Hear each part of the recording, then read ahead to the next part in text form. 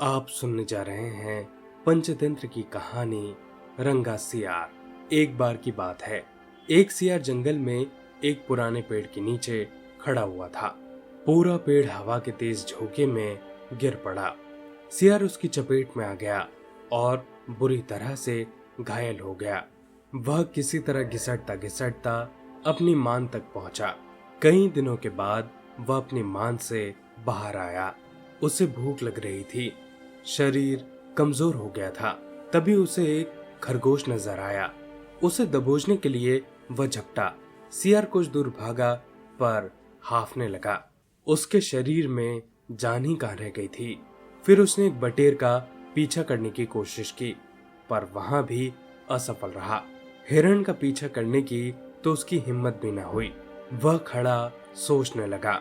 शिकार वह कर नहीं पा रहा था। भूखों मरने की नौबत आई ही समझो। क्या किया जाए? वह इधर उधर घूमने लगा, पर कहीं कोई मरा हुआ जानवर भी नहीं मिला। घूमता घूमता वह एक बस्ती में आ गया। उसने सोचा कि शायद कोई मुर्गी या उसका बच्चा हाथ लग जाए, सो वह इधर उधर गलियों में घूमने लगा। तभी कुत्ते भौं भौं करते उसके पीछे पड़ गए। सियार को जान बचाने के लिए वहां से भागना पड़ा।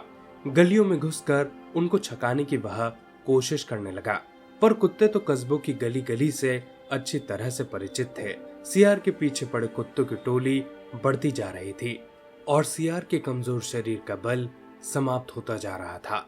सियार भागता हुआ रंगरेजों की बस्ती में आ पहुंचा था। वहां उसे घर के सामने एक बड़ा सा ड्रम नजर आया। वह जान बचाने के लिए उसी ड्रम में कूद पड़ा।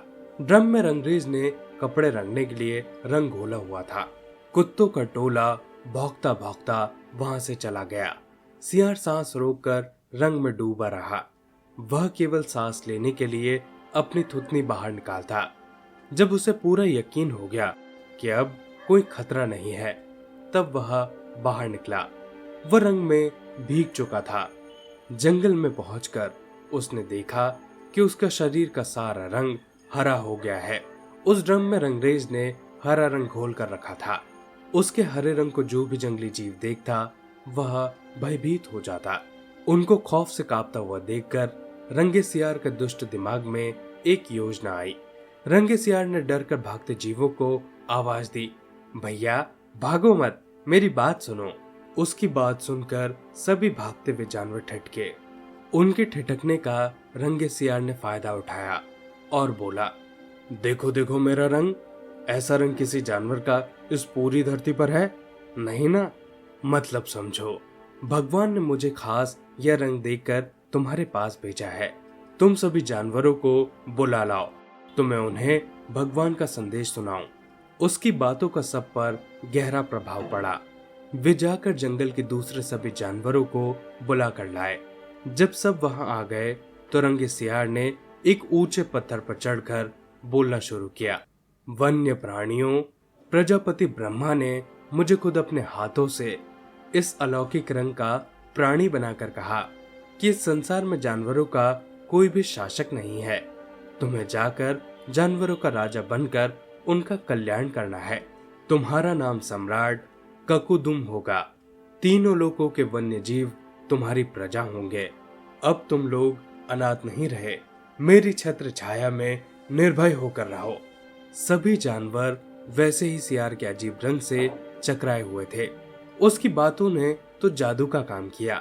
शेर, बाघ व चीते की ऊपर की सांसें ऊपर और नीचे की सांसें नीचे रह गई।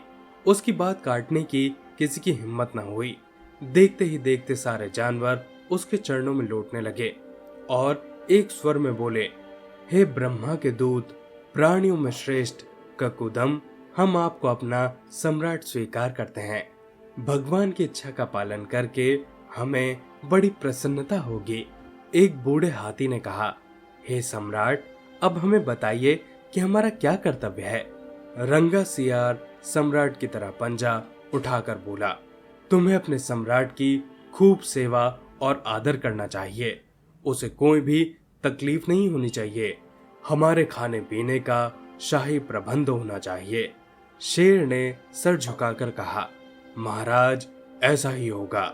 आपकी सेवा करके हमारा जीवन धन्य हो जाएगा। बस सम्राट कुकुदम बने सियार का जैसे शाही ठाठ हो गया। वह राजसी शान में रहने लगा। कई लोमड़ियां उसकी सेवा में लगी रहती। भालू पंखा झुलाता। सियार जिस जीव का मांस खाने की इच्छा जाहिर करता उसकी बलि दे दी जाती। जब सियार घूमने निकलता तो हाथी आगे आगे सूंड उठाकर बिगुल की तरह सिंघाड़ता चलता। 2 शेर उसके दोनों ओर कमांडो बॉडीगार्ड की तरह साथ होते। रोज ककुदुम का दरबार भी लगता। रंगे सियार ने एक चालाकी यह भी कर दी कि सम्राट बनते ही सियारों को शाही आदेश जारी कर उस जंगल से उसने भगा दिया। उसे अपनी जाति के जीवों द्वारा पहचान लिए जाने का खतरा था। एक दिन सम्राट कुकुदुम खूब खा पीकर अपने शाही मान में आराम कर रहा था कि बाहर उजाला देखकर वह उठा। बाहर आया तो चांदनी रात खिली थी। पास के जंगल में सियारों की टोलियां हूं की बोली बोल रही थी। उस आवाज को सुनते ही कुकुदुम अपना आपा खो बैठा। उसके अंदर के जन्मजात स्वभाव ने जोर मारा। वह भी मुंह चांद की ओर उठाकर सियारों के स्वर में स्वर मिलाकर हूं करने लगा। शेर और बाघ ने जब उसे हूं करते देखा वे चौंके। बाघ बोला, अरे ये तो सियार है, हमें धोखा देकर सम्राट बना रहा, मारो नीच को। शेर और बाघ उसकी तरफ लपके और देखते ही देखते उसका तिया बाचा कर डाला। दोस्तों, ये थी पूरी कहानी। इस कहानी से हमें यह सीख मिलती है कि नकलीपन की पोल देर या सबेर जरूर खुल ही जाती है।